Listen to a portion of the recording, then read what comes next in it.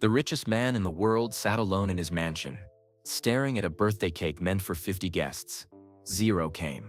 Elon Musk had everything. Rockets that could reach Mars, cars that drove themselves, and billions of dollars. But on June 28, 2024, he had no one who cared enough to celebrate with him. The invitations had been sent weeks ago. His assistant had ordered decorations. The cake was perfect. But as the hours passed, his phone stayed silent. No calls, no texts, no friends. How does someone who's trying to save humanity end up so alone? And what happens when the person who loves you most decides to save you from yourself? This is the true story of how one young man used everything he learned about human psychology to orchestrate the most important rescue mission of his life, saving his father from becoming a prisoner of his own success.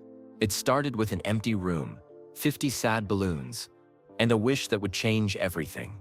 The balloons hung sad and still in the big living room. Red ones, blue ones, silver ones that were supposed to shine but just looked dull under the fancy lights. Elon Musk sat on his white leather couch and stared at them.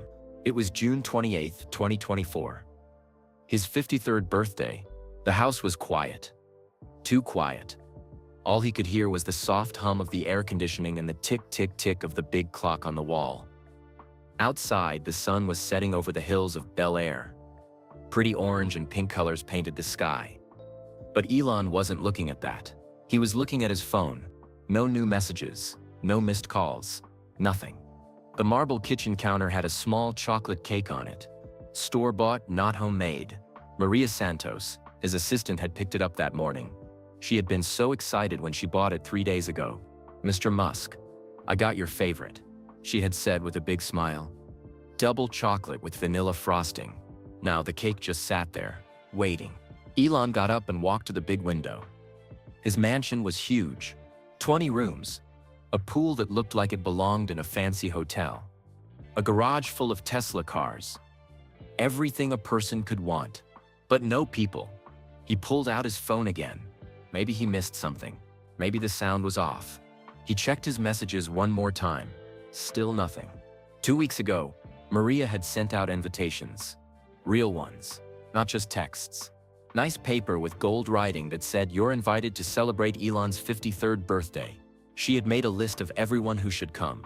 The SpaceX engineers who worked on rockets with him. The Tesla bosses who helped make electric cars. His celebrity friends, like Joe Rogan. Even some of his family. 50 people got invitations. 0 people showed up. Elon walked back to the couch and sat down hard. His black t-shirt was wrinkled. His jeans had a small stain from lunch. He didn't care. There was nobody there to see him anyway. He thought about when he was little in South Africa. His mom, May, would wake him up on his birthday with kisses and hugs. She would make pancakes in the shape of rockets, because even then he loved space. They didn't have much money, but she always made him feel special. "Happy birthday, my smart boy," she would say. "Today is your day." Now, he had more money than most countries. He had companies that made cars and rockets and computer chips. People all over the world knew his name, but nobody cared enough to eat cake with him. The clock ticked louder. 7:15 p.m. Maybe they're just late, he thought. Maybe traffic is bad. But deep down, he knew the truth. Nobody was coming. Elon picked up the TV remote and turned on the news. The reporter was talking about Tesla stock prices, then SpaceX rocket tests, then something about Twitter, which he now called Elon Musk continues to push the boundaries of technology, the reporter said. Some call him the most important inventor of our time. He turned off the TV. Important inventor. But apparently not important enough for people to remember his birthday. His phone buzzed. For a second, his heart jumped. Maybe someone was coming after all, but it was just a notification. Someone on X had mentioned him. Something about Mars colonization being impossible. He usually would have typed back something sharp and clever. Tonight, he didn't have the energy. Elon got up and walked to the kitchen. The cake looked smaller now, sadder. He found some matches in a drawer and lit the 3 candles on top. Not 53 candles, that would have been too much. The tiny flames danced in the quiet room. He could see his reflection in the big stainless steel refrigerator. A 53-year-old man standing alone with a birthday cake. He closed his eyes and made a wish. The same wish he had been making for years but never said out loud. I just want someone to care. Not about his rockets, or his cars, or his companies. Just about him. Elon the person, not Elon the CEO. He blew out the candles. The room got darker. Elon cut a small piece of cake and took a bite. It was good, sweet, but it tasted lonely. He thought about calling someone. His mom in South Africa, his brother Kimball, one of his kids. But what would he say? Hi, it's my birthday and nobody came to my party. That sounded pathetic. Instead, he just sat there eating cake in the dark. Outside, cars drove by on the winding roads of Bel Air. People going home to their families. People who had somewhere to be and someone to see. Elon had everywhere to be and everything to do. Tomorrow, there would be meetings about the next SpaceX launch, decisions about new Tesla models, problems to solve and futures to build. But tonight, he had nothing but balloons that didn't float right and a birthday cake that tasted like disappointment. He looked at his phone one more time. Still nothing. The man who was trying to put humans on Mars couldn't even get humans to come to his house for cake. Elon finished his slice and put the plate in the sink. He left the rest of the cake on the counter. Maybe Maria would take it home tomorrow. Maybe her kids would like it. At least someone would enjoy his birthday cake. He walked upstairs to his bedroom, leaving the balloons behind. They would probably still be there in the morning, looking just as sad and forgotten as he felt right now. Tomorrow, he would go back to changing the world. Tonight, he just wanted to disappear from it. But as he reached the top of the stairs, he didn't know that everything was about to change. He didn't know that someone had been watching. Someone who cared more than he could ever imagine. Someone who was about to teach him the most important lesson of his life. 2 weeks before his lonely birthday, Elon Musk was having the worst day of his life. And he didn't even know it yet. It started at the SpaceX building in Hawthorne, California. The big white building where they built rockets to go to Mars. Elon loved that place. It was full of smart people working on his biggest dream. But that Tuesday morning, everything felt wrong. The Starship rocket had problems. Big problems. It was supposed to fly to Mars someday, but the engines kept breaking. The team had been working day and night for months to fix them. Rebecca Chen was the lead engineer. She had been at SpaceX for 3 years. She was one of the smartest people Elon knew. She worked 80 hours every week because she believed in going to Mars too. Rebecca stood at the front of the meeting room. Charts and numbers covered the big screen behind her. Her eyes looked tired. She had been up all night running tests. The engine design needs more time, Rebecca said carefully. If we push too hard too fast, we might have bigger problems. Elon felt his jaw get tight. His hands made fists under the table. They were supposed to launch in 6 months. Every delay meant Mars got further away. How much more time, he asked. His voice was cold. Maybe 3 months. We need to test. 3 months? Elon stood up fast. His chair rolled backward and hit the wall. Everyone in the room got very quiet. Rebecca, we don't have 3 months. Every day we wait. Other companies get ahead of us. Every day we wait. People lose hope in space travel. Rebecca's face turned red. She had heard Elon get angry before, but never at her. Never like this. I understand the pressure, but safety has to come first, she said, trying to stay calm. Elon walked around the table. His footsteps were loud on the floor. 20 engineers watched without moving. Safety? His voice got louder. You know what's not safe? Staying on Earth forever while the planet burns. You know what's not safe? Giving up on humanity's future because you're scared of taking risks. Rebecca's hands started shaking. She had given up sleep, time with her family, her health for this project. And now Elon was acting like she didn't care. If you can't keep up with what we're trying to do here, Elon said, looking right at her, maybe you should work somewhere slower. Maybe Blue Origin would be better for you. The room was dead silent. Blue Origin was Jeff Bezos' space company. Calling it slower was the worst insult Elon could give a SpaceX employee. Rebecca's face went white, then red, then white again. She looked around the room at her teammate. Nobody would look at her. They all stared at their laptops or the table or the floor. I see. Rebecca said quietly. She closed her laptop with a soft click. Thank you for making your feelings clear, Mr. Musk. She walked out of the room. Her heels clicked on the floor until the door closed behind her. Elon turned back to the team. Anyone else have concerns about the timeline? Nobody said anything.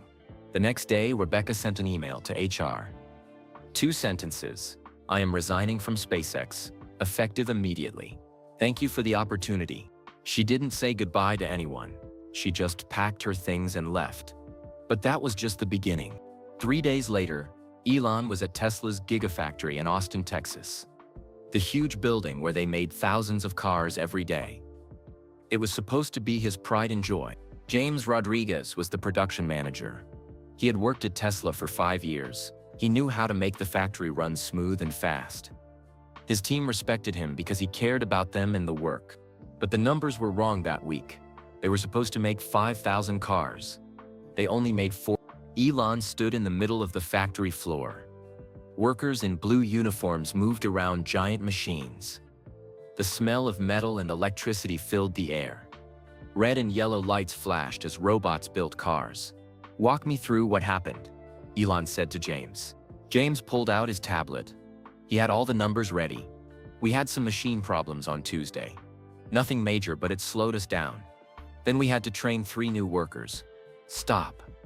Elon held up his hand. I don't want excuses. I want solutions. James felt his stomach drop.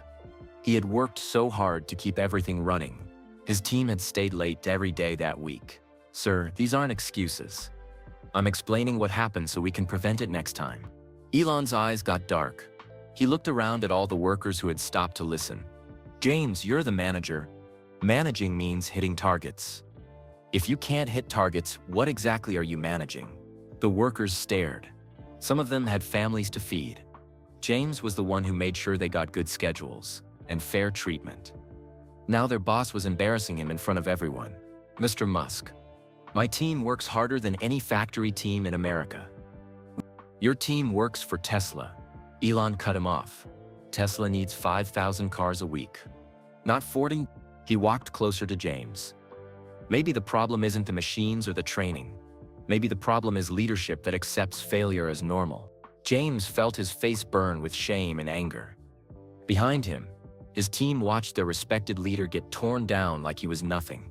That night, James went home to his wife Maria and their 2 kids.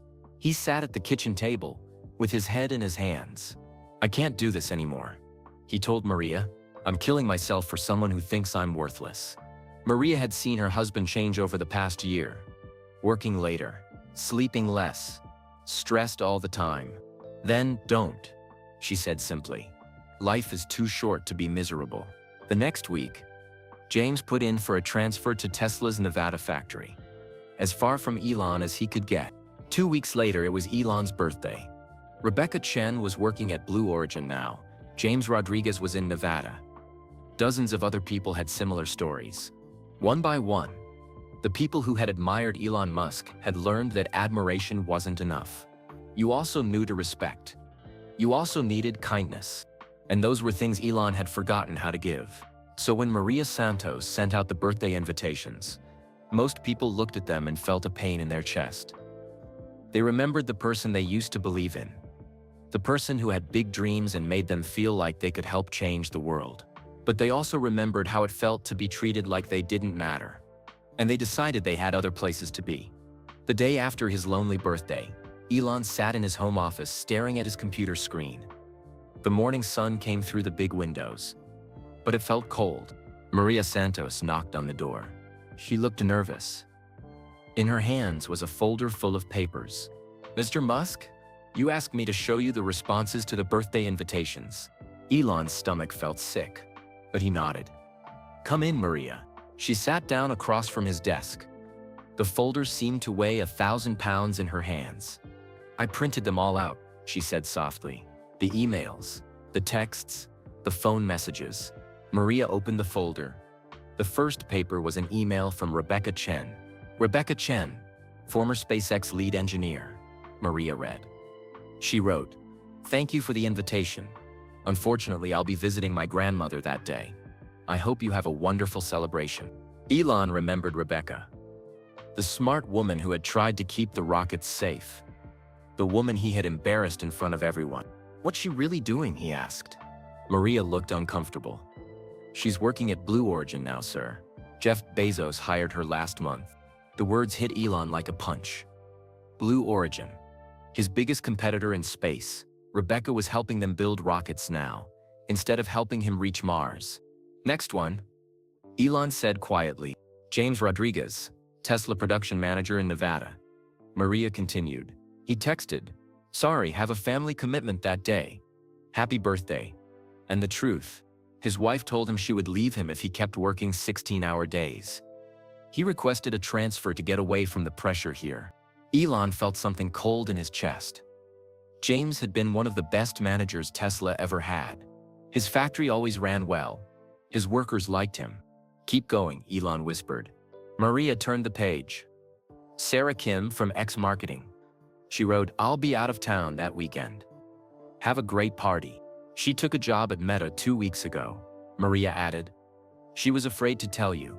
One by one, Maria read through the responses. 50 invitations sent out. 50 polite excuses that all meant the same thing. "I don't want to be around you anymore." Dr. Lisa Park from Neuralink. Prior engagement. Translation. She was tired of Elon changing her research projects every week. Engineer Carlos Mendoza from SpaceX. Traveling for work. Translation. He was interviewing at NASA because he couldn't handle the stress anymore. Designer Maya Patel from Tesla. Family gathering. Translation. She had started seeing a therapist because work was making her cry every day. Even Elon's celebrity friends had excuses. Joe Rogan said he was recording podcasts all weekend. But Maria had checked. Joe's podcast schedule was empty that Saturday. Grimes, his ex-girlfriend and mother of his son, wrote, "On tour in Europe." But her tour didn't start for another month. Tech billionaire friends claimed they had urgent business trips to places they had never mentioned before. "They're all lying," Elon said. It wasn't a question. "Yes, sir," Maria said sadly. "They're all lying." Elon got up and walked to the window. Outside, gardeners were working on his lawn. They looked happy. They talked and laughed while they worked. "Maria, why do you think they lied? Why not just tell the truth?" Maria had worked for Elon for 3 years. She had seen him be brilliant and terrible, sometimes in the same meeting. She cared about him, but she also saw what he did to people. "May I speak freely, Mr. Musk? Please. People are afraid of you," she said gently. "They're afraid that if they tell you the truth about how they feel, you'll get angry. Or fire them. Or embarrass them." Elon turned around. "But I want the truth. I always ask for honesty." "You ask for honesty about work," Maria explained. "About numbers and deadlines and projects. But when people try to be honest about their feelings, you get upset. You tell them feelings don't matter. That only results matter." She opened the folder again and pulled out a different paper. "This is from Tom Williams, your former assistant at Tesla. He quit 6 months ago. I remember Tom. Good worker. He left because his daughter was in the hospital. And you told him that family problems couldn't interfere with Tesla's mission. He worked from the hospital for 3 days, then decided he couldn't do it anymore." Elon felt like someone had punched him in the stomach. He remembered that conversation. Tom's daughter had been sick, and Elon had been worried about a product launch. "I thought I was being clear about priorities," Elon said weakly. "You were clear," Maria agreed. "You made it clear that Tesla was more important than his sick daughter." The room got very quiet. Outside, the gardeners were still working and laughing. "Mr. Musk, you're trying to save humanity. That's beautiful. But you forgot that humanity includes the humans who work with you every day." Maria closed the folder. "Everyone who got an invitation knows you're a genius. They know you're changing the world. But they also know that you see them as tools to use, not as people to care about." Elon sat back down in his chair. His head felt heavy. Rebecca Chen worked 80 hours a week because she believed in Mars colonization. But when she tried to keep the mission safe, you made her feel stupid and weak. James Rodriguez's factory had the best numbers in the company. But when he had one bad week, you embarrassed him in front of his team. Sarah Kim created amazing marketing campaigns for Tesla. But when she suggested a different approach, you shot down her ideas without listening. Maria stood up. They all wanted to be at your birthday party, sir. A year ago, they would have been excited to come. But you trained them to expect pain instead of celebration when they're around you. She walked toward the door, then stopped. The saddest part is, they still believe in your vision. They just don't believe you care about them as people. The door closed softly behind her, leaving Elon alone with the folder full of polite lies and painful truths. Elon sat in his office for 3 hours after Maria left. The folder stayed closed on his desk. He couldn't bear to read the papers again. Outside, the sun moved across the sky. The gardeners finished their work and went home. Cars drove by on the winding road. Life kept moving, but Elon felt stuck. He thought about calling someone. Anyone. But who? His mother was in South Africa, probably asleep. His brother Kimball was busy with his restaurant business. His ex-wives? Well, those conversations never went well anymore. Around 4 p.m., he heard the front door open and close.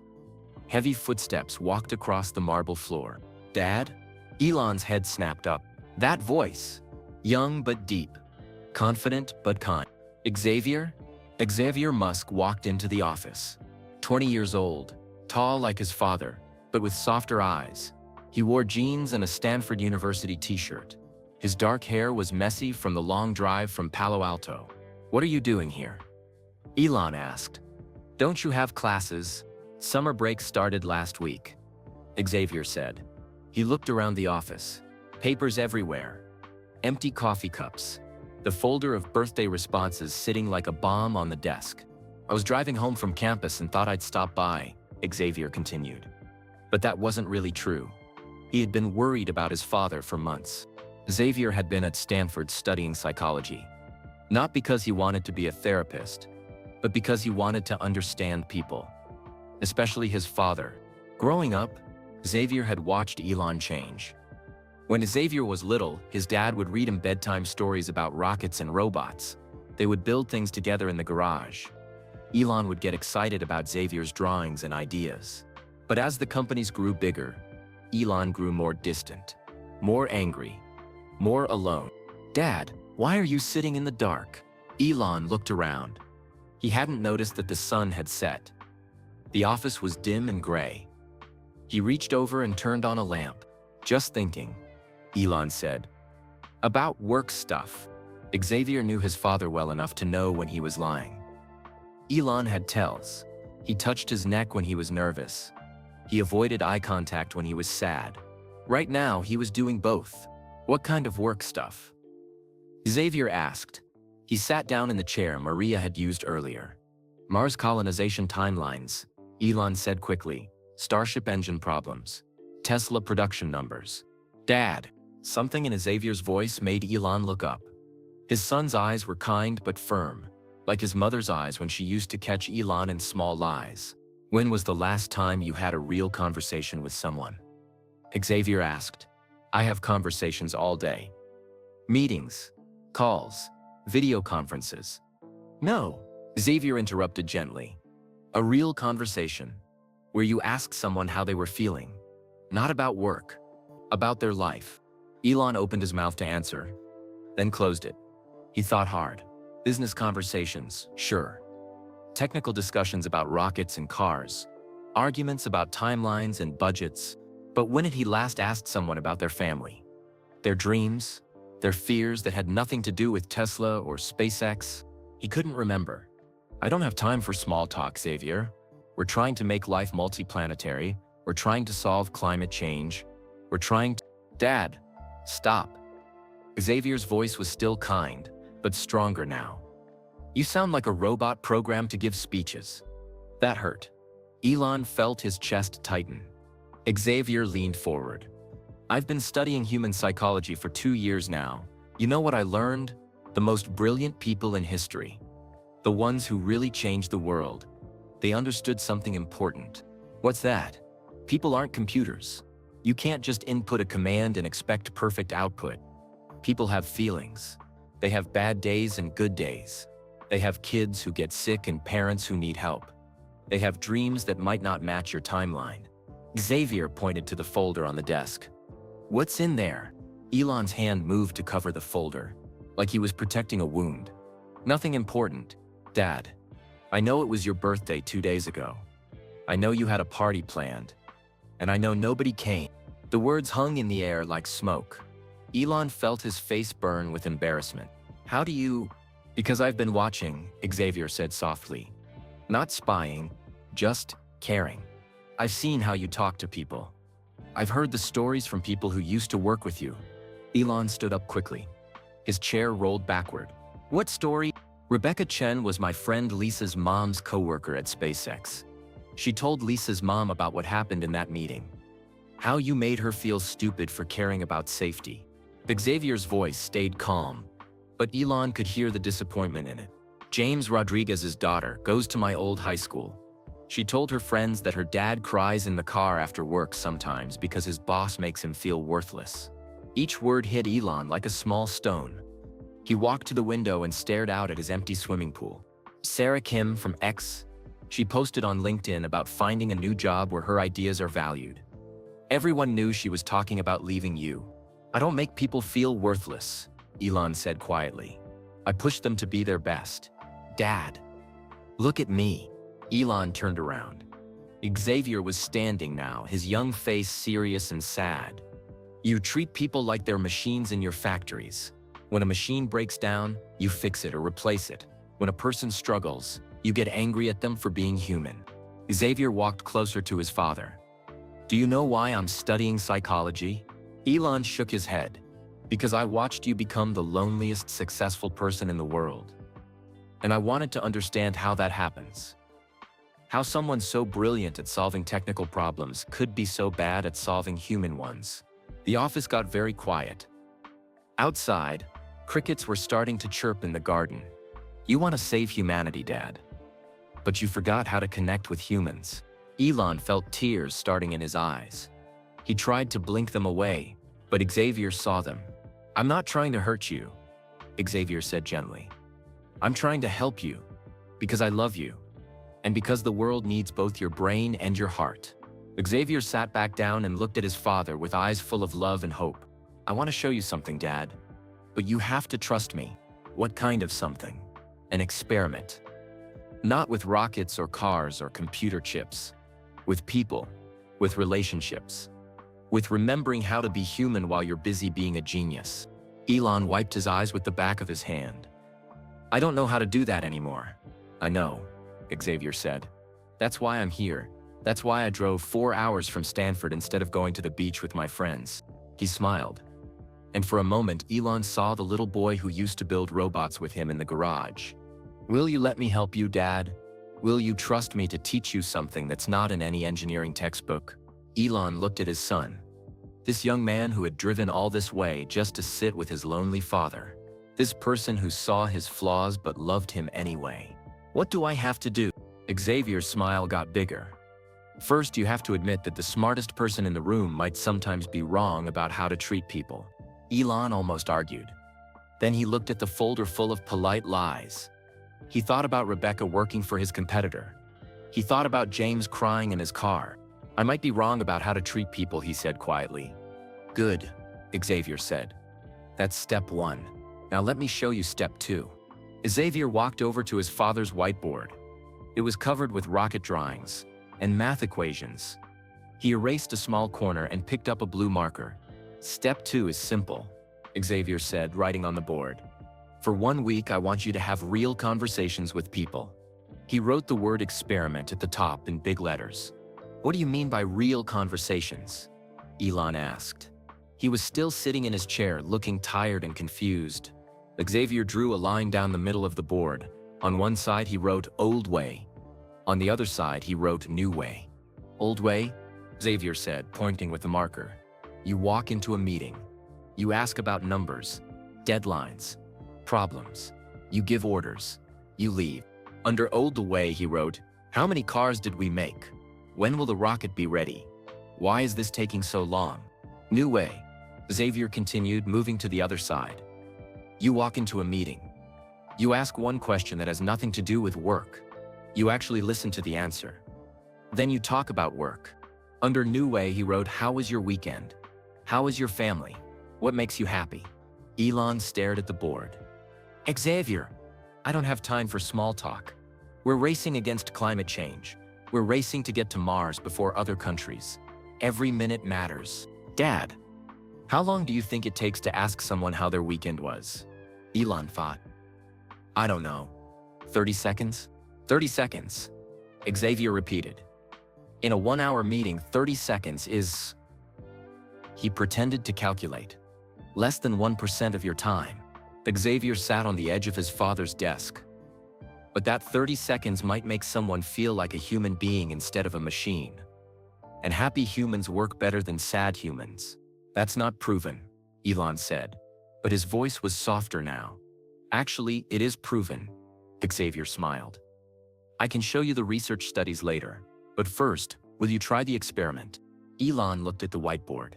Such a simple idea. Ask people personal questions. Listen to their answers. "What if I'm bad at it?"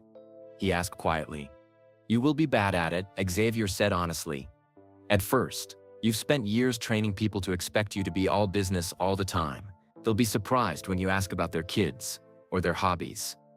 Xavier picked up a red marker and wrote rules on the board. Rule 1. In every meeting or conversation this week, ask one question that has nothing to do with work.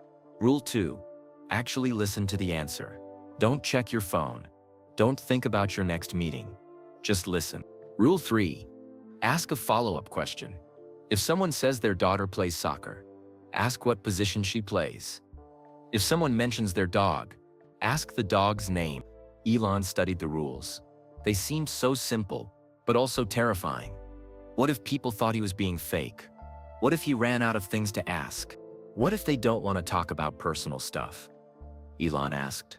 "Then you respect that," Xavier said. "Some people are private, but most people love talking about things they care about. You just have to give them permission." Xavier walked to the window and looked out at the dark garden. "Dad, when I was little, you used to ask me about my day, not just my grades or my homework. You asked about my friends, my feelings, what made me laugh."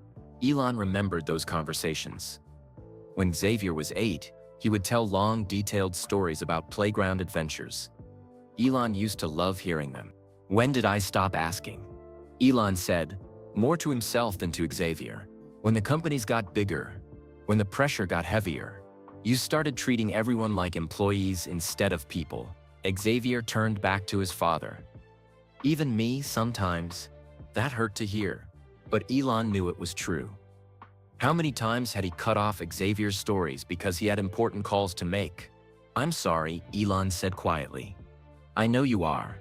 That's why I think this experiment will work." Xavier wrote one more thing on the board. "Start tomorrow.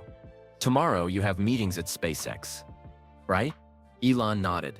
"Perfect. Pick someone you haven't really talked to in a while. Ask them something personal. See what happens."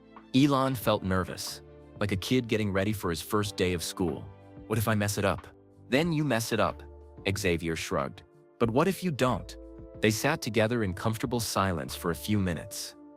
The office felt warmer somehow, even though nothing had changed except the writing on the whiteboard. "Xavier," Elon said finally, "why are you helping me? I've been a terrible father lately. Always working, always stressed, always trying to save the world." Xavier finished. "Dad, I'm proud of what you do. Tesla is helping stop climate change. SpaceX is making us a space-traveling species. Those things matter." Xavier's voice got softer. "But you matter too. Not Elon Musk, the CEO. You, the person. The dad who used to build rockets with me in the garage." Elon felt tears coming again. This time he didn't try to hide them. "I miss that guy too," Elon whispered.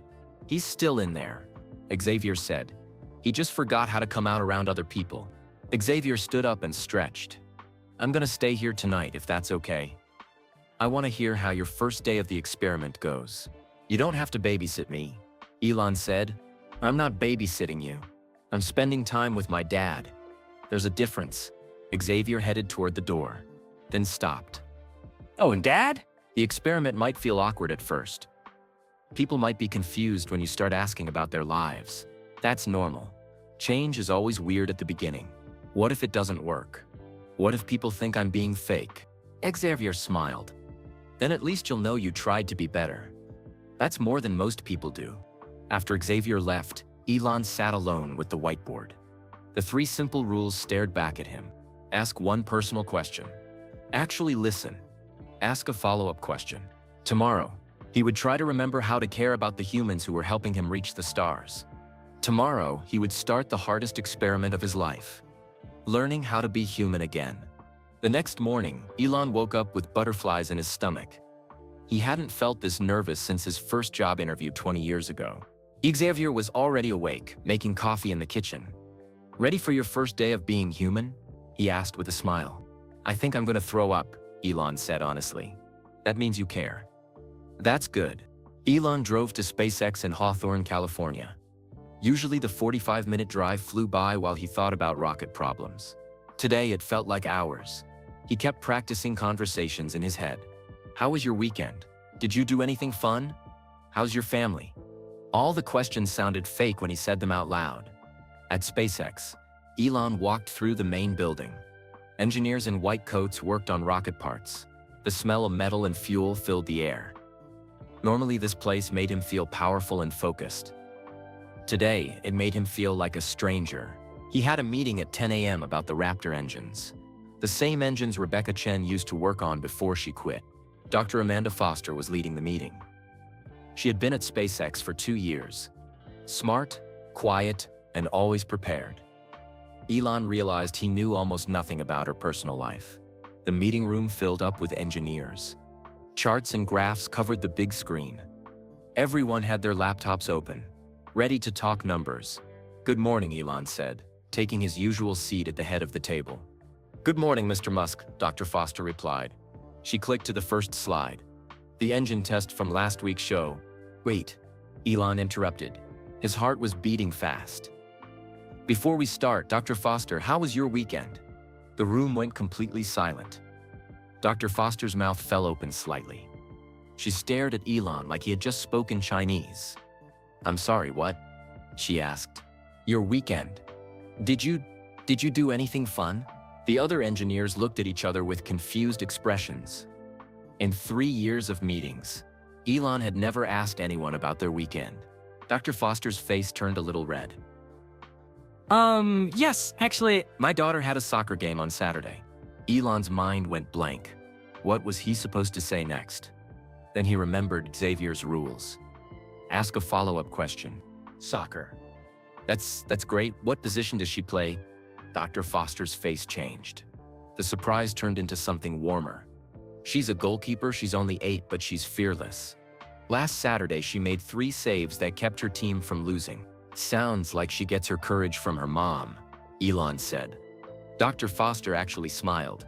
"She definitely didn't get it from her dad. He won't even kill spiders in the house." A few people in the room chuckled. The tension that usually filled these meetings started to fade a little. "That's wonderful," Elon said. And he meant it. Now, about those engine tests, the rest of the meeting felt different. Dr. Foster seemed more relaxed. She explained problems more openly instead of being careful about every word. When Elon asked questions, they felt like conversations instead of interrogations. After the meeting, Elon walked to Tesla's design studio in the same building. Franz von Holzhausen was there, working on the new Cybertruck interior. Franz had worked with Elon for over 10 years. He had designed every Tesla model, but Elon realized he knew very little about Franz's life outside of car design. "Franz, good to see you," Elon said, walking up to his desk. "Morning, Elon. Want to see the latest interior options?" "In a minute. First, how's your family doing?" Franz looked up from his computer screen. Surprised. "My family? Your son, right? How old is he now?" Franz's whole face lit up. "Marcus is 17 now. Can you believe that? He's looking at colleges." 17. Elon repeated. "Where does he want to go?" "He's interested in MIT, wants to study engineering actually. Says he wants to design rockets like his dad designs cars." Something warm spread through Elon's chest. This kid he barely knew wanted to follow in his footsteps. "That's incredible, Franz. Have you visited MIT with him?" We're planning to go next month. It's a big trip for us. Marcus has never been to Boston. Franz paused, then added something he had never told Elon before. To be honest, I'm nervous about the tuition. MIT is expensive, and with my wife's medical bills, Franz stopped talking, like he realized he had said too much. Your wife's medical bills? Elon asked gently. Franz looked uncomfortable. She's been dealing with some health issues. Nothing serious, but the treatments add up, you know? Elon didn't know. He had never thought about how his employees paid for their family's medical care. He just assumed Tesla's health insurance covered everything. Franz, I had no idea. Is there anything the company can do to help?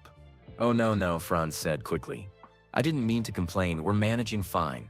But Elon could see in Franz's eyes that they weren't managing fine. They were struggling. Let me look into our health benefits, Elon said. Maybe there are options we're not using. Franz stared at him. In 10 years of working together, Elon had never asked about his family's health or finances. Thank you, Franz said quietly. That would mean a lot. They spent the next 20 minutes looking at car designs. But the conversation felt different now, more like friends working together instead of a boss giving orders. That afternoon, Elon went to the Neuralink office in Fremont, California. He had a meeting with Dr. Lisa Park about brain chip research. Dr. Park was brilliant, but always seemed nervous around Elon. She spoke quickly during meetings, like she was afraid of wasting his time. Dr. Park, Elon said when she started her presentation. Before we dive in, I have to ask, do you have any hobbies outside of work?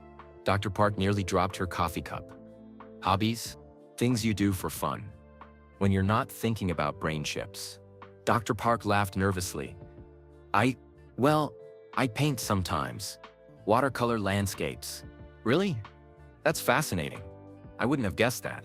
Are you good at it? I'm okay. It helps me relax after long days in the lab. There's something peaceful about mixing colors and creating something beautiful. I'd love to see your painting sometime, Elon said, and he really meant it. Dr. Park's whole body relaxed. Really? Most people think it's silly for a scientist to paint flowers and mountains. I think it's brilliant. Art and science both require creativity and patience. For the next hour, they talked about brain chip research. But Dr. Park spoke with more confidence. She shared ideas she had been too nervous to mention before. She even disagreed with one of Elon's suggestions, something she never would have done in the past. That evening, Elon drove home feeling exhausted but strangely happy. Xavier was waiting in the living room with takeout Chinese food. So Xavier said, handing his dad a container of orange chicken. How did the experiment go? Elon sat down and thought about his day. It was terrifying and wonderful at the same time. He told Xavier about Dr. Foster's daughter, the fearless goalkeeper. About Franz's son who wanted to study engineering. About Dr. Park's watercolor paintings. And you know what the strangest part was? Elon said. All of these conversations took maybe 2 minutes each. But those 2 minutes changed the entire feeling of each meeting. Xavier smiled. People like feeling seen, Dad. Most humans spend their whole lives hoping someone will notice them as a person, not just as what they can do. Elon took a bite of orange chicken and realized something important. For the first time in months, he hadn't checked his phone during dinner. He was too busy being human. 3 days into the experiment, something unexpected started happening. People began reaching out to Elon first. It started with a text message from Dr. Amanda Foster at 7 p.m. on Thursday. Mr. Musk, my daughter Emma scored her first goal today. She said it was because you asked about her soccer. She's been practicing extra hard all week. Thank you for caring. Elon stared at his phone. Nobody from work had ever texted him about their family before. He showed Xavier the message. She texted you a photo too, Xavier pointed out. Elon opened the photo. A small girl in a bright yellow soccer uniform, holding a trophy and grinning with missing front teeth. Her smile was so big and proud that Elon couldn't help smiling back. I should respond, right? Elon asked. Definitely. What do you want to say? Elon typed carefully. Tell Emma congratulations from me. Sounds like she's as determined as her mom. Those extra practices paid off. Dr. Foster texted back immediately. She wants to know if you'll come to her championship game next Saturday. No pressure, but she'd be thrilled. Elon looked at his calendar. Saturday was supposed to be a work day. Starship testing, budget meetings, calls with investors. I'd love to come, he texted back. Xavier raised his eyebrows. Dad, did you just choose a kid's soccer game over work meetings? I can move the meetings, Elon said. Emma only gets one championship game. The next morning, Franz von Holzhausen knocked on Elon's office door. That was unusual. Franz usually waited to be called into meetings. Elon, do you have a minute? Franz asked. Of course. Come in. How's Marcus doing with his college applications? Franz smiled. That question was becoming normal now, but it still felt good to hear. Actually, that's why I'm here. You mentioned looking into our health benefits. I talked to HR and they found a program I didn't know about. It covers 80% of my wife's treatments. Franz sat down across from Elon's desk. But that's not the only reason I came. I wanted to show you something. Franz pulled out his phone and showed Elon a video. It was Marcus, Franz's 17-year-old son, talking to the camera. Hi, Mr. Musk, the young man said. My dad told me you asked about my college plans. I just wanted to say thank you for caring about our family. Dad comes home happier this week. He's been telling everyone that his boss actually knows his name and remembers stuff about us. The video continued. I'm applying to MIT because I want to design rockets like you do. But I also want to remember to care about the people I work with, like you're learning to do. Dad says you're becoming a better leader every day. Elon felt something warm and strange in his chest. This kid he'd never met was proud of him. Not because of Tesla or SpaceX, but because he was learning to be kinder. Franz, Elon said quietly, I owe you an apology. I should have known about your family's struggles years ago. I should have been asking these questions from the beginning. You're asking them now, Franz replied. That's what matters. That afternoon brought the biggest surprise of all. Rebecca Chen called. Rebecca, the brilliant engineer he had embarrassed and driven away, the one now working for his competitor at Blue Origin. Elon's hands were shaking when he answered the phone. Rebecca? Hi, Elon. I heard something interesting from Dr. Foster. She said you're different lately. More interested in people. Elon's throat felt tight. Rebecca, I owe you a huge apology. The way I treated you in that meeting was wrong. You were trying to keep our mission safe, and I made you feel stupid for caring. There was silence on the other end of the line. I quit SpaceX because I couldn't handle being treated like I didn't matter, Rebecca said finally. But Amanda told me you asked about her daughter's soccer game, that you remembered details and cared about her family. I'm trying to be better, Elon said honestly. I can hear it in your voice, Rebecca said. You sound calmer. More like the Elon who hired me 3 years ago. The one who got excited about big dreams instead of angry about small delays. Rebecca paused. I'm still working at Blue Origin. I can't just quit and come back. But I wanted you to know something. What's that? The Starship landing problem you're having. I think I know what's causing it. It's not engine power. It's the guidance system timing during the final approach.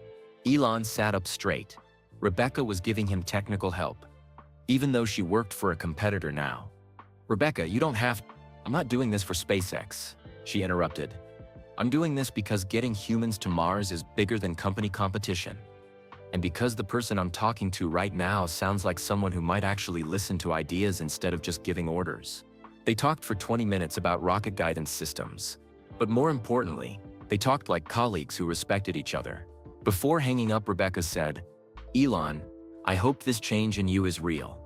The world needs leaders who are brilliant and kind. Most people think you have to choose one or the other. I'm learning they're wrong about that, Elon replied. That evening, Elon sat with Xavier in the garden behind the house.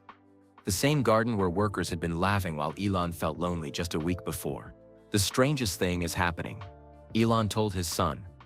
When I started caring about people's personal lives, they started caring more about our work goals. Dr. Foster is more creative in meetings. Franz is designing better car interiors. Even Rebecca is helping us solve problems from another company. Xavier nodded. It's not strange, Dad. It's psychology. When people feel valued as humans, they want to contribute more. When they feel like machines, they do the minimum required to avoid getting yelled at. Elon looked up at the stars beginning to appear in the dark sky. I spent years thinking that caring about people's feelings would slow us down, that emotions were distractions from the mission. And now I think emotions might be the fuel that makes the mission possible." Xavier smiled. "You're not just learning to be human again, Dad. You're learning to be a leader who brings out the best in other humans." Elon felt something he hadn't experienced in years. Peace. Not the temporary satisfaction of solving a technical problem, but deep, lasting peace. For the first time since starting Tesla and SpaceX, he wasn't fighting his team, he was working with them. And it felt like the most important breakthrough of his career. Everything fell apart on a Tuesday morning. Elon was having coffee with Xavier when Maria Santos burst through the front door. Her face was white with panic. "Mr. Musk, you need to turn on the news right now," she said, breathing hard. Xavier grabbed the TV remote. The morning news was showing a huge explosion in slow motion. Fire and smoke filled the screen. Metal pieces falling from the sky like deadly rain. This is live footage from Boca Chica, Texas, where SpaceX's Starship rocket has just exploded during a test landing, the news reporter said. This is the third major failure in 6 months. Elon's coffee mug slipped from his hand and shattered on the floor. Hot coffee splashed everywhere, but he didn't notice. "How many people were hurt?" he whispered. "No one was injured," Maria said quickly. "But Mr. Musk, the damage is bad. Really bad." Elon's phone started ringing. Investors, reporters, government officials. Everyone wanted answers he didn't have. The news got worse throughout the morning. The explosion had destroyed months of work. The Mars timeline was now pushed back by at least a year. Maybe 2 years. The media attacks were brutal. Musk's Mars dream goes up in smoke. Another SpaceX failure costs taxpayers millions. Is Elon Musk losing his touch? By noon, Tesla's stock price had dropped 15%. SpaceX was facing new government investigations. Twitter was full of people making jokes about the explosion. Elon sat in his office, staring at his computer screen. All the progress he'd made with his team over the past weeks suddenly felt tiny and pointless. At 2 p.m., he had an emergency meeting with the SpaceX engineering team. The same team he had been learning to treat like humans instead of machines. But when he walked into the conference room, the old Elon was back. How did this happen? He demanded before anyone could even sit down. Dr. Foster, who had been texting him about her daughter's soccer games, now looked scared again. The warmth from their recent conversations was gone. "Sir, the preliminary data suggests—" "I don't want preliminary data," Elon snapped. "I want answers. We've been working on this problem for 2 years. How are we still making basic mistakes?" The room went silent. Everyone stared at their laptops, just like in the old days. Carlos Mendoza, the engineer who had started opening up during meetings, raised his hand carefully. "Mr. Musk, if we could look at the guidance system timing that Rebecca Chen mentioned." "Don't mention Rebecca Chen to me," Elon said coldly. "She quit and went to work for our competitors. If her ideas were so great, why didn't she fix this problem when she was here?" Carlos looked hurt. Dr. Foster looked down at her hands. The friendly atmosphere Elon had been building was cracking apart. "Every day we delay, China gets closer to beating us to Mars," Elon continued, his voice getting louder. "Every failure gives our competitors more advantages. We can't afford to keep making excuses." He looked around the room at faces that had been smiling at him just days before. Now they looked afraid and disappointed. "I want solutions on my desk by tomorrow morning. No more delays. No more safety concerns that turn into year-long studies. We're going to Mars, and we're going there faster than anyone thinks is possible." The meeting ended with uncomfortable silence. People filed out quickly, avoiding eye contact with Elon. Dr. Foster stopped at the door. "Mr. Musk, Emma's championship game is this Saturday. She's still hoping you'll come." Elon barely looked up from his laptop. "I'll be busy dealing with this crisis. Maybe next time." Dr. Foster's face fell. She nodded quietly and left. That evening, Xavier found his father pacing in the living room like a caged animal. "Dad, what happened today?" "Maria said you yelled at the entire engineering team." "I don't have time to coddle everyone's feelings when we're failing." Elon exploded. The rocket exploded. "Xavier, we're months behind schedule. The media is calling me a failure." "So you decided to prove them right by going back to being a terrible boss?" Elon stopped pacing. That's not, I didn't. Dad, you're doing it again. When things get hard, you push people away. When you're scared, you get mean. Xavier sat down on the couch. You think being tough means being alone, but the strongest leaders I've studied in my psychology classes, they're the ones who make others feel strong too. I don't have time for psychology lessons right now, Elon said, but his anger was fading into something that looked more like fear, especially when things are hard. Xavier continued, that's exactly when people need support most. That's when good leaders become great leaders. Elon slumped into his chair. What if I can't do this, Xavier? What if I can't be the kind of leader people need and still get us to Mars? Xavier looked at his father with sad, understanding eyes. What if being the kind of leader people need is exactly what gets us to Mars? Elon sat in silence, surrounded by the broken pieces of trust he had spent a week building and 30 seconds destroying. Elon didn't sleep that night. He sat in his office chair, staring at the whiteboard where Xavier had written the experiment rules. The rules he had forgotten the moment things got scary. Ask one personal question. Actually listen. Ask a follow-up question. At 3 a.m., he picked up his phone and looked at the photo Dr. Foster had sent of her daughter Emma. The little girl with missing teeth holding her soccer trophy, smiling like she had just conquered the world. Emma was counting on him to come to her championship game, and he had basically told her mom he was too busy to care. Xavier found him there at sunrise, still in the same chair. Dad, you look terrible. I messed up, Elon said quietly. I spent a week learning to be human, and then I forgot everything in 30 seconds. Xavier sat down across from him. So what are you going to do about it? I don't know if I can fix this.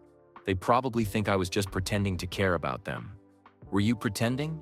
Elon thought about Dr. Foster's pride when she talked about Emma's soccer saves, about Franz's excitement over his son's college dreams, about Rebecca calling to help even though she worked for a competitor. No, Elon said firmly. I really did care. I really do care. Then show them. At 8 a.m., Elon walked into SpaceX with a plan that scared him more than any rocket launch. He called an all-hands meeting. Every engineer, technician, and support staff member at the Hawthorne Facility. More than 800 people gathered in the main assembly area, surrounded by rockets and spacecraft. Usually, Elon would stand on the raised platform and give orders. Today, he stood on the floor with everyone else. No microphone, no PowerPoint.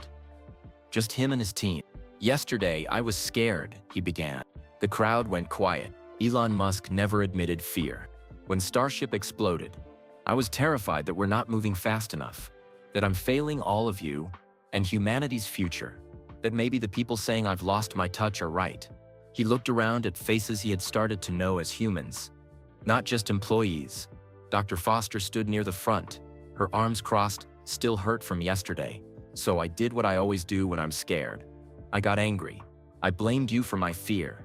I treated you like you weren't working hard enough, when the truth is you work harder than anyone should have to. Miguel Santos, the janitor who had been saving money to bring his mother from Mexico, stood in the back. Elon saw him and felt a stab of shame. Miguel worked double shifts because he believed in the Mars mission, and yesterday, Elon had made everyone feel like their dedication didn't matter. The explosion wasn't a failure of your commitment or intelligence. Elon continued, you all work nights and weekends. You sacrifice time with your families. You believe in this mission so much that you give up pieces of your own lives to make it happen. His voice started to shake a little. The failure was mine. In leadership. In treating pressure like an excuse to be cruel instead of kind. Dr. Foster's arms slowly uncrossed. Carlos Mendoza, who had tried to mention Rebecca's idea, stepped forward slightly. I want to tell you about some of the people I've gotten to know this week, Elon said. He looked at Dr. Foster. Amanda Foster has an 8-year-old daughter named Emma, who plays soccer. Emma is fearless, just like her mom. This week, Emma scored her first goal because her mom told her that someone at work noticed her and cared about her success. Dr. Foster's eyes started to water. Elon turned to another part of the crowd. Miguel Santos has been working double shifts for 2 years. Not because he needs the money for himself, but because he wants to bring his mother from Mexico to see a rocket launch. He believes so much in what we're doing that he's willing to work himself to exhaustion to be part of it. Miguel looked surprised that Elon knew his story. Several coworkers patted him on the shoulder. Sarah Chen, in accounting, has twin boys who want to be astronauts. She stays late to process our budgets not because she loves spreadsheets, but because she wants her sons to grow up in a world where humans live among the stars. One by one, Elon shared stories about his team members, not about their work performance, but about their dreams, their families, their reasons for believing in SpaceX. I've spent years thinking that caring about your personal lives would slow us down, that emotions were distractions from the mission. He paused and looked around the room. But this week, I learned something that should have been obvious. You're not just building rockets, you're giving up pieces of your lives to help humanity become a space-traveling species. The least I can do is care about the lives you're sacrificing for this dream. The crowd was completely silent. Some people were crying. Yesterday, I got scared and turned back into the boss, who treats people like machines. But machines don't dream about Mars.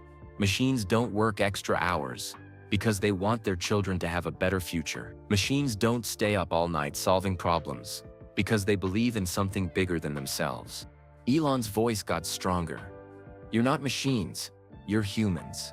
Amazing, dedicated, brilliant humans, and I promise to remember that, especially when things get difficult. He looked directly at Dr. Foster. Amanda, I know I hurt your feelings yesterday when I dismissed your data and canceled on Emma's game. I was wrong. If the offer still stands, I would be honored to watch Emma play in her championship this Saturday. Dr. Foster smiled through her tears and nodded. Elon turned to Carlos Mendoza. Carlos, you mentioned Rebecca's idea about the guidance system timing. I should have listened instead of getting defensive. Can we talk about that after this meeting? Carlos grinned and gave him a thumbs up. I want everyone to know that the rocket explosion doesn't change our mission. We're still going to Mars. But we're going to get there by supporting each other, not by tearing each other down. Elon took a deep breath. I have one more thing to say. To anyone who has been thinking about leaving SpaceX because of how I've treated you in the past, I understand. I don't deserve your forgiveness just because I made one speech. The room held its breath. But if you're willing to give me another chance, I promise to earn your trust back.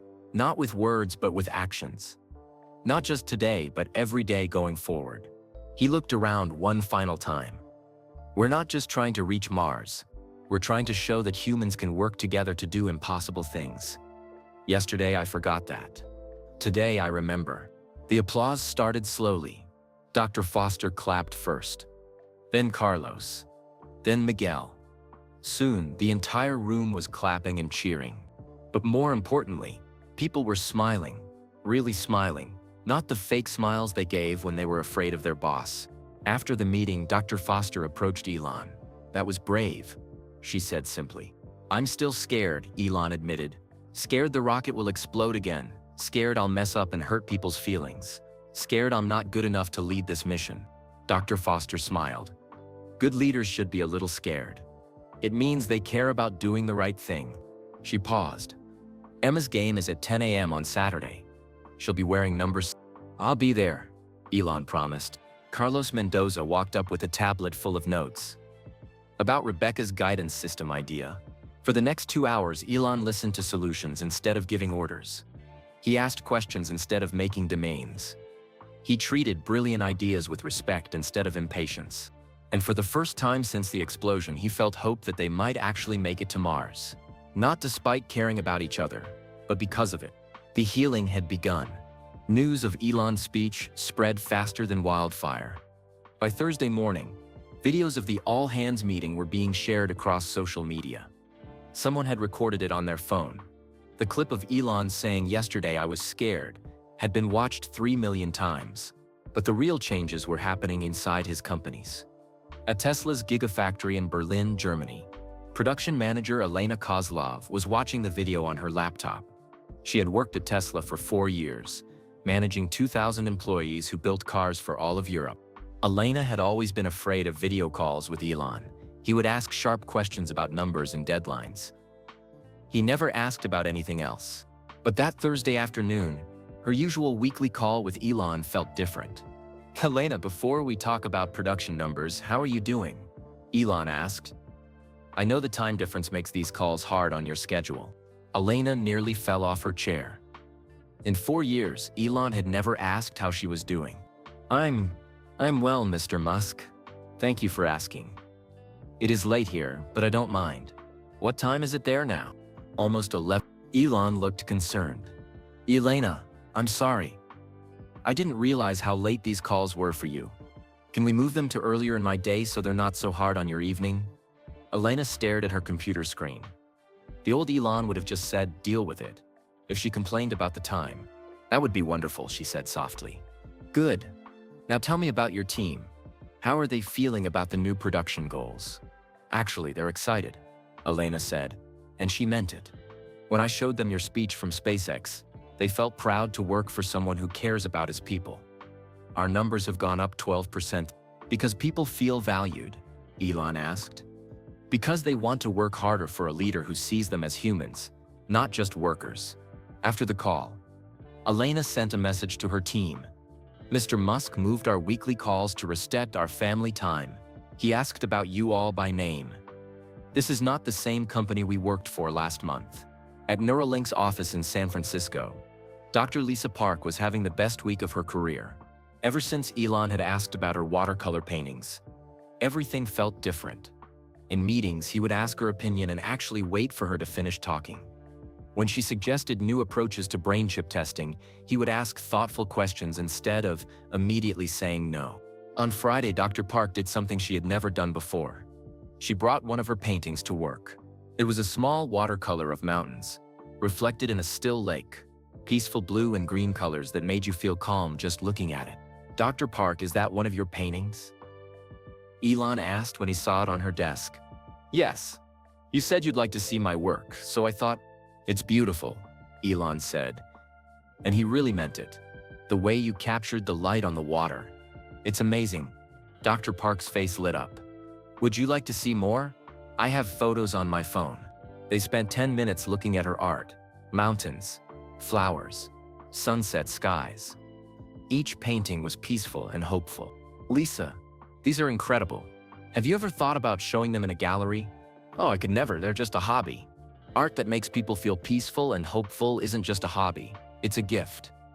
The world needs more beauty, especially when we're working on complicated technology. That afternoon, Dr. Park worked with more creativity and confidence than she had in months. When you feel veiled as a whole person, not just for your job skills, everything else gets better too. The biggest surprise came from an unexpected phone call on Friday evening. Rebecca Chen called again. "Elon, I heard about your speech at SpaceX. My former coworkers sent me the video. Rebecca, I owe you another apology. When Carlos mentioned your guidance system idea in the meeting, I shut him down because I was embarrassed that you're helping us from Blue Origin." "I know," Rebecca said gently, "but here's the thing. After watching your speech, I don't think you're the same person who embarrassed me in that meeting." There was a pause. "Elon, I have an idea that might sound crazy." "I'm listening." "What if SpaceX and Blue Origin shared some safety research? Not business secrets or competitive advantages, just basic safety protocols that could help both companies keep people alive in space?" Elon was quiet for a moment. The old Elon would have said no immediately. "Competitors don't help each other." "That's actually brilliant," he said. "Getting humans safely to space is more important than which company gets there first." "Exactly, and if we work together on safety standards, maybe fewer rockets would explode. Maybe fewer people would get hurt." They talked for an hour about ways the two space companies could share safety knowledge without sharing business secrets. It was the kind of conversation that could change the whole space industry. "Rebecca," Elon said before they hung up, "would you be interested in consulting for SpaceX on safety protocols? You could keep your job at Blue Origin, but maybe you could help us be safer too." "I'd love that," Rebecca said. "The woman who quit in anger a month ago never thought she'd hear me say this, but I believe you're becoming the kind of leader the space industry needs." On Saturday morning, Elon kept his promise. He drove to Emma Foster's soccer championship game. The field was full of parents cheering for 8-year-olds running around in colorful uniforms. Emma wore number 7, just like her mom had said. Elon sat in the bleachers next to Dr. Foster and her husband, For 2 hours, he forgot about rockets and cars and Mars colonies. He just watched kids play soccer and remembered what joy looked like. Emma made 2 amazing saves in the first half. Each time, she looked up at the bleachers and waved at Elon. The richest man in the world waved back at an 8-year-old goalkeeper. And both of them grinned like they had just shared the best secret in the world. Emma's team won 3-2.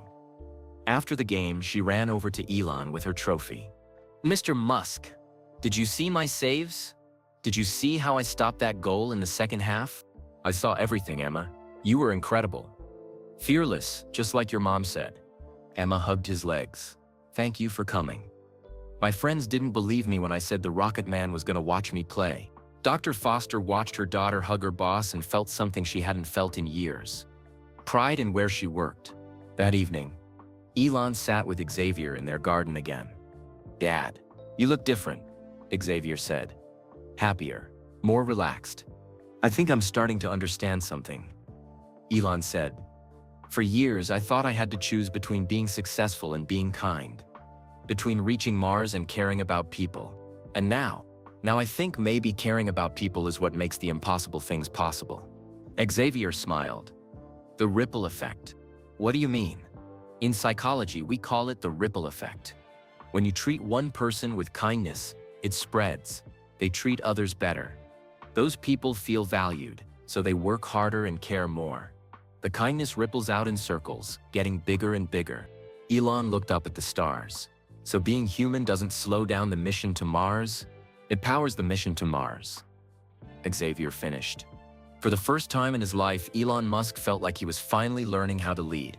3 months after his lonely birthday, Elon faced the biggest test of his new leadership style. It was the first week of October 2024. Everything was happening at once. Tesla was launching the new Model Y variant with advanced battery technology. The event was scheduled for Thursday in Austin, Texas, with customers and reporters flying in from around the world. SpaceX was attempting another Starship test flight on Friday in Boca Chica, Texas. This was their chance to prove they could recover from the explosion that had happened in the summer. Neuralink was presenting their latest brain chip technology to the FDA on Wednesday in Washington, D.C. If approved, it could help paralyzed people control computers with their thoughts. 3 major events. 3 different cities. All in 1 week. The old Elon would have tried to control every detail of every event. He would have screamed at people, worked 20-hour days, and made everyone around him miserable with stress. But Xavier was watching. And Xavier had a question. "Dad, this is when your new approach matters most," Xavier said on Sunday evening. "When everything is falling apart and the pressure is highest, can you still treat people like humans instead of machines?" Elon felt the familiar knot of anxiety in his stomach. "What if I mess up? What if I go back to being the old Elon when things get stressful?" "Then you apologize and try again," Xavier said simply. "But I don't think you'll mess up. I think you're stronger now." Monday morning started the chaos. The Tesla event team in Austin was panicking. The new Model Y had a software glitch that made the dashboard flicker. Marketing director David Kim was sweating through his shirt as he explained the problem to Elon over video call. The old Elon would have exploded. "How could you not catch this before now? This is basic quality control."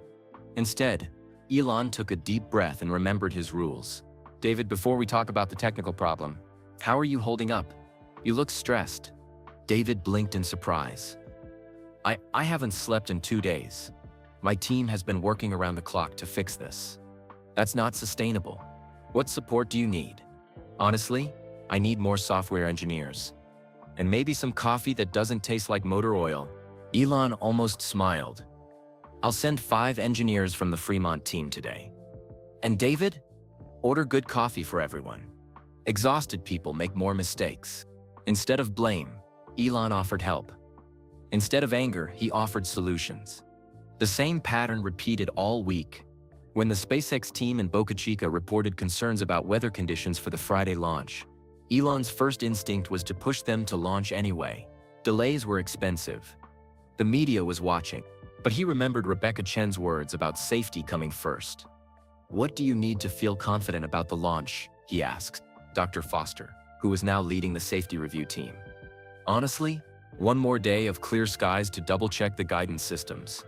The old Elon would have said, "We launch on schedule or we look weak." The new Elon said, "Then we wait for Saturday." Better to launch safely than to launch on time. Dr. Foster looked relieved. Thank you for listening. At Neuralink, Dr. Lisa Park was nervous about presenting to FDA officials. Brain chip technology was controversial. One wrong answer could delay approval for years. "Lisa, you're the best researcher we have," Elon told her during a practice session. "But more importantly, you understand that this technology is about helping people, not just showing off how smart we are." "I keep thinking about my art," Dr. Park said unexpectedly. "Your watercolor paintings?" "Yes. When I paint, I'm trying to create something beautiful that makes people feel peaceful. That's what we're doing with Neuralink too. Creating technology that gives people back their independence and dignity." "That's exactly what you should tell the FDA," Elon said. "You're not just a scientist. You're an artist who wants to paint hope into people's lives." Dr. Park smiled. "I never thought of it that way." By Wednesday, the Tesla software was fixed. The engineers Elon sent to Austin had worked together with David's team, sharing ideas instead of competing. The good coffee helped too. The Neuralink FDA presentation went perfectly. Dr. Park spoke with confidence about the technology and compassion about the people it would help. The FDA approved the next phase of trials. Friday brought clear skies to Boca Chica. The Starship test launch was flawless. The rocket took off, reached its target altitude, and landed exactly where it was supposed to. For the first time in SpaceX history, everything went according to plan. Saturday's Tesla event in Austin was a celebration. The new Model Y performed beautifully. Customers loved the improved battery life. Reporters wrote positive stories about Tesla's innovation, but the real victory was smaller and more personal.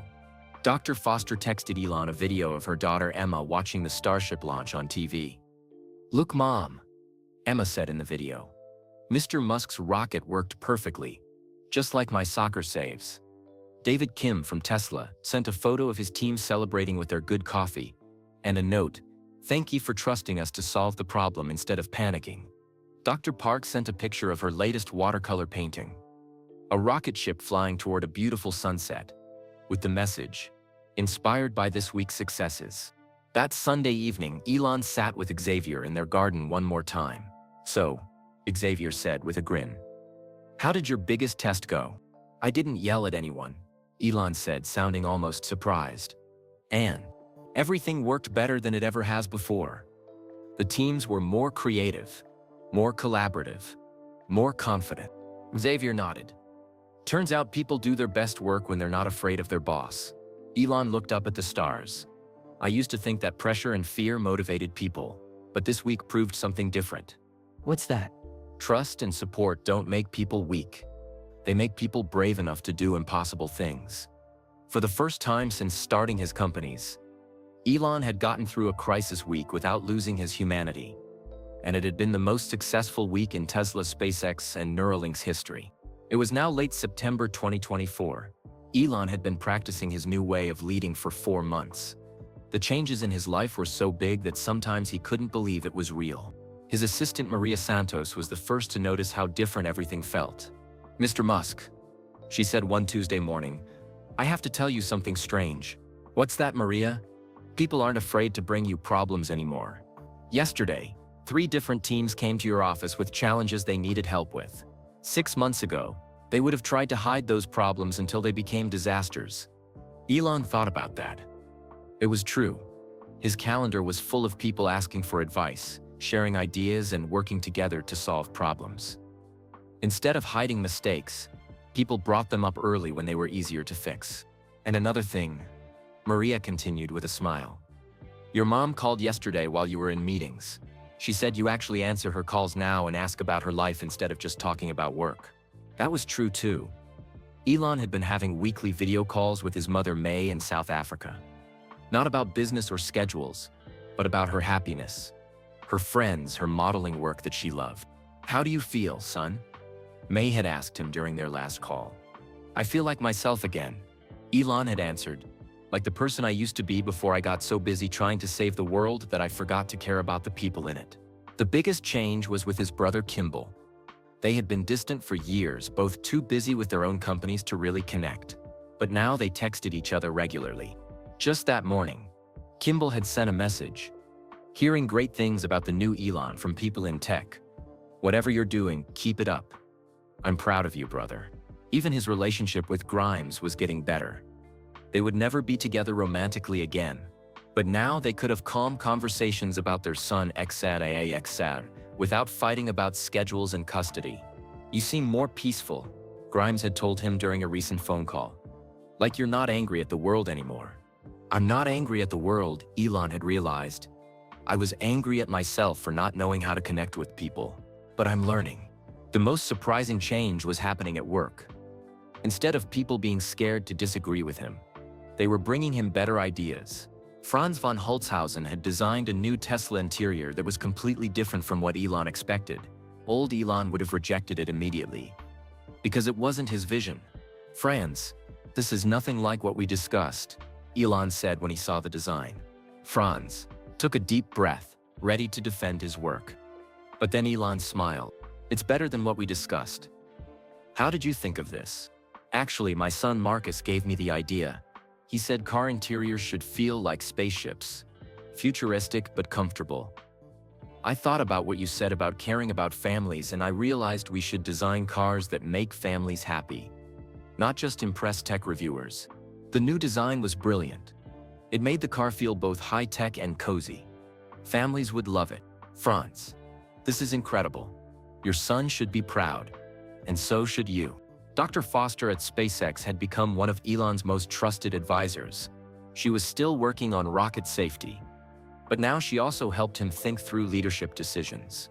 Elon, we have a problem with the night shift team, she told him one afternoon. They feel disconnected from the day teams. Different schedules, different meetings, less communication. The old Elon would have said, figure it out and fix it. The new Elon said, what would help them feel more connected? And how can I support the solution? Together, they created monthly all-company meetings that happened at shift change time, so both day and night teams could attend. They also started a program where day shift engineers would spend 1 week per month on night shift, and night shift engineers would spend time on day shift. Within 2 months, the night shift team felt like equal partners instead of forgotten workers. Their productivity increased, their ideas got better, and several night shift engineers were promoted to leadership roles. But the biggest surprise came from Rebecca Chen at Blue Origin. She called Elon on a Thursday afternoon with news that changed everything. Elon, I have something to tell you that might sound crazy. I'm listening. Blue Origin and SpaceX have been sharing safety research for 3 months now, like we talked about. The collaboration has been so successful that both our companies are doing better. That's wonderful news. But here's the crazy part. Jeff Bezos wants to meet with you. In person. He thinks maybe Blue Origin and SpaceX could work together on bigger projects. Elon was quiet for a moment. Jeff Bezos had been his biggest competitor in space for years. They had never gotten along. What kind of bigger projects? Building the first permanent space station together. Sharing the costs. Sharing the technology. Sharing the success. He said, and I quote, if Elon Musk can learn to work with his own people, maybe we can learn to work with each other. He really said that. He did. He's been watching how you've changed your leadership style. He's impressed. That evening, Elon sat in his office, looking at a calendar invite. Jeff Bezos and Elon Musk. Space collaboration meeting. Next Tuesday. A year ago, that meeting would have been impossible. Both men were too competitive, too proud, too focused on beating each other instead of helping humanity reach the stars. But now, Elon understood something that the old Elon never could have grasped. The biggest victories come from bringing people together, not tearing them apart. Xavier found him there, staring at the meeting invite. Dad, you look thoughtful. Jeff Bezos wants to work together on a space station. A year ago, I would have laughed at the idea. Now I think it might be the smartest thing either of us could do. What changed your mind? This whole year has taught me that the best ideas come from collaboration, not competition. If Jeff and I worked together, we could get to Mars twice as fast and twice as safely. Xavier smiled. Remember when you thought caring about people would slow down your mission? Now I know that caring about people is what makes impossible missions possible. Elon looked around his office. Photos of successful rocket launches. Awards from Tesla. But also, New additions. Emma's drawing of a rocket ship. One of Dr. Park's watercolor paintings. A thank you card from Miguel Santos's mother after she got to watch a SpaceX launch. Xavier, I need to ask you something important. What's that, Dad? In a few months, it'll be my 54th birthday, and I want to have another party. But this time I want to invite people not because I have to, but because I genuinely care about them and want to celebrate with them. That sounds perfect, Dad. Do you think they'll come this time? Xavier looked at his father, this man who had spent a year learning to be human again, and smiled. Dad, I think you might have the opposite problem. I think you'll have too many people who want to celebrate with you. For the first time in years, Elon Musk was excited about his own birthday. It was June 28, 2025, exactly 1 year after Elon's lonely birthday. This time, his Bel Air mansion was alive with voices and laughter. The same living room that had been sullen and empty 12 months ago was now filled with people who genuinely wanted to be there. Rebecca Chen was there, having returned to SpaceX as Chief Safety Officer. She brought her whole family, including her teenage daughter who peppered Elon with questions about Mars colonization. James Rodriguez had transferred back from Nevada to work at Tesla's main factory. He brought his wife Maria and their 2 kids, who ran around the pool with other children while the adults talked. Dr. Amanda Foster arrived with Emma, now 9 years old and still playing soccer. Emma wore her championship medal and immediately showed it to everyone at the party. Mr. Musk helped me win this, she announced proudly to anyone who would listen. Franz von Holzhausen brought his son Marcus, who was now a freshman at MIT studying both engineering and psychology. I want to design rockets that consider human needs from the beginning, Marcus explained to fascinated guests. Dr. Lisa Park from Neuralink had brought several of her watercolor paintings as gifts. These are all inspired by our work, she told Elon. Spaceships flying toward peaceful planets where humans and technology work together in harmony. Miguel Santos was there with his mother, who had indeed gotten to see a SpaceX rocket launch. She hugged Elon with tears in her eyes and spoke to him in Spanish. Miguel translated, "She says you gave her son purpose and gave her the greatest day of her life." Even Jeff Bezos had come, bringing news about their joint space station project. Elon, working together has been the best decision either of our companies has made, he said while they watched the sunset over Los Angeles. The party felt warm and real. People weren't there because they had to be or because they wanted to network. They were there because they cared about Elon and he cared about them.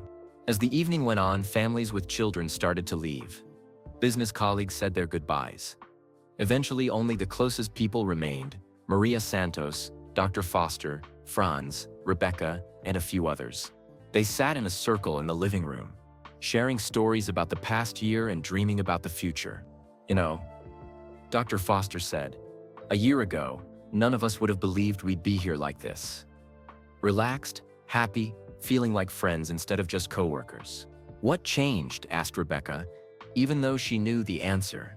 Everyone looked at Elon, expecting him to talk about his leadership transformation, his commitment to caring about people, his journey back to humanity. But before Elon could speak, Xavier stood up from his chair. He had been quiet most of the evening, just watching and smiling. "Actually," Xavier said, "I have something to tell everyone." The room got quiet.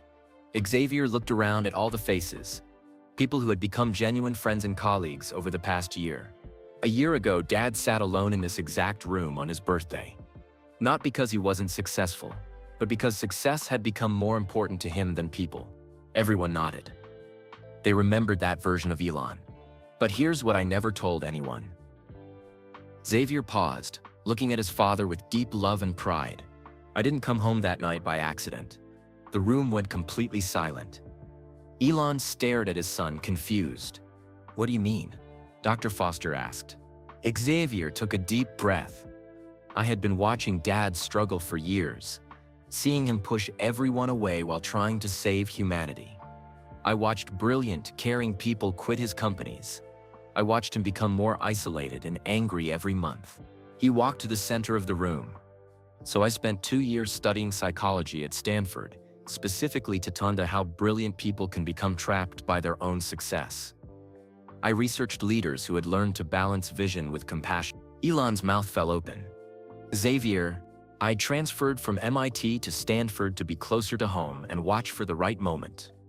I waited until Dad hit rock bottom emotionally alone on his birthday, because that's when people are most ready to change. Rebecca gasped. You planned this? Every suggestion I made, every conversation I guided him toward, every experiment I proposed, it was all part of helping him remember that the most important technology we can master is human connection. The room was stunned into silence. Franz spoke first. The whiteboard rules.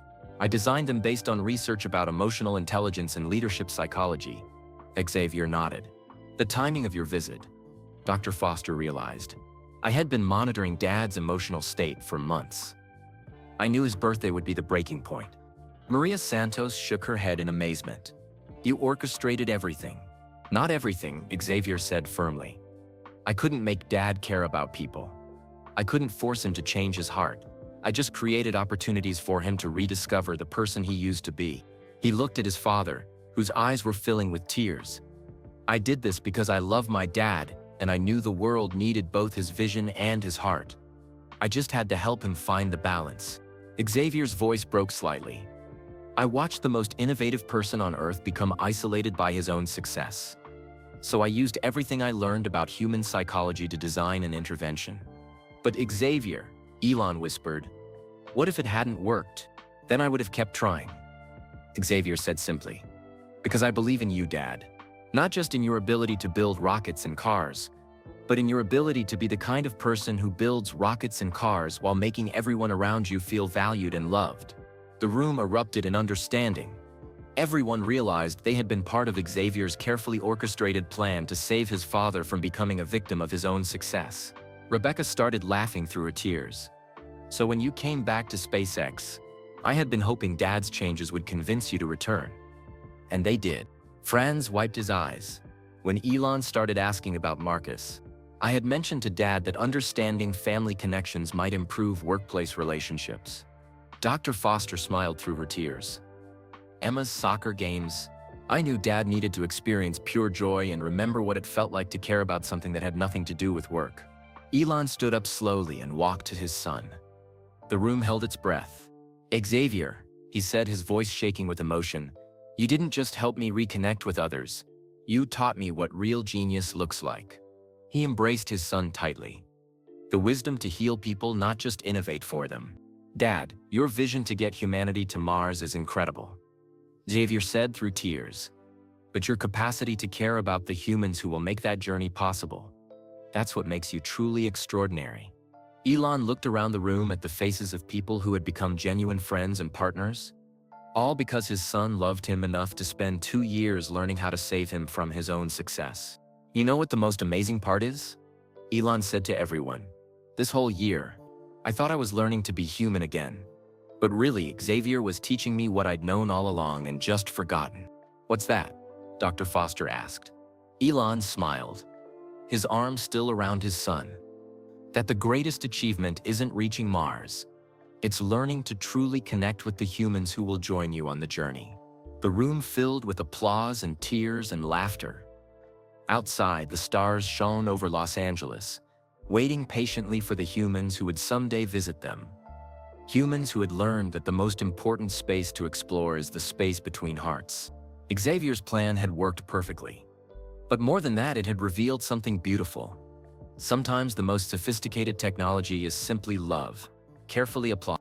And that was the end of this incredible story about love, leadership, and the power of human connection. Sometimes the most advanced technology we need isn't found in rockets or computers.